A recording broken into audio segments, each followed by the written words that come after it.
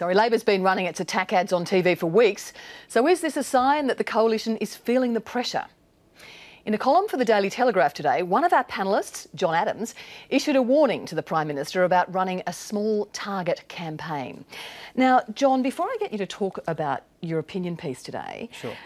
You very much, as well as being an economist, you've very much been a coalition insider. You were advising one of the key strategists in the Liberal Party, Arthur Sinodinos. That's correct. Why did you leave the Liberal Party?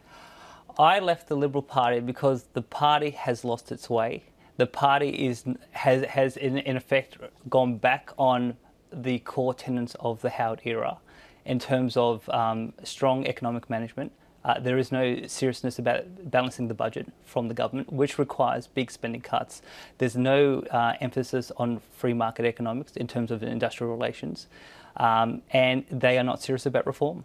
And I felt that the party, I could, in not good faith, continue to be a supporter of the party because what the party is doing now is not what I believe in. Well, you're certainly not a supporter of the style of campaign that the Prime Minister is running. Tell us, what are your concerns with it? Sure. So what the campaign is trying to do and what the Prime Minister is all about is they're running a small target strategy to win a majority in the House of Reps.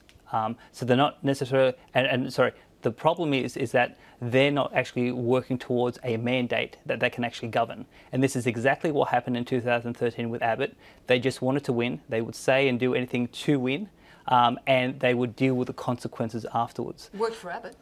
Well, no, it didn't. Oh, well, he won. But then what happened when he actually got into government? He didn't have the mandate to actually implement the changes necessary to deal with the national problems. And the big concern in Liberal circles is the government isn't arguing for a mandate that they need to balance the budget and to make the economy stronger and to deal with other issues like social cohesion. And so if they win after the election, the government is a lot of people are really asking the question, what's the government going to do on these big questions? Because the campaign is being filled up with a whole bunch of soft media appearances, and there's no big debate about ideas. There's no big policy announcements like a real substantial change. And so what are they going to do? That's a big question. There's two theories going. One is that, and this is my theory, it's going to be a do-nothing government.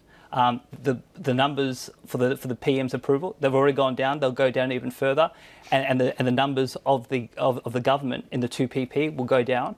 And at that point, the party room will face a choice between sticking with the leader or going to a new leader. And I think they'll go to a new leader because that's the type of political culture we have now. The other theory is that that the Prime Minister will go perhaps more progressive in terms of some of his policy announcements. And if he does that, even though he doesn't have a mandate to do that, he's going to lose the Conservative side of his own party room. So we've already had a revolving door of Prime Ministers. You're saying that you're hearing rumblings within the party that Malcolm Turnbull won't see out a full term even if he is re-elected. I came to that independent assessment myself, and then when I've checked with a whole range of people within the party, former advisors, high-ranking officials in the party, they all agree with the assessment I've come to. And there are some who believe that he can serve, but I think an overwhelming majority of people who read my piece today in the Telegraph believe that he will not see the full term if he wins the election.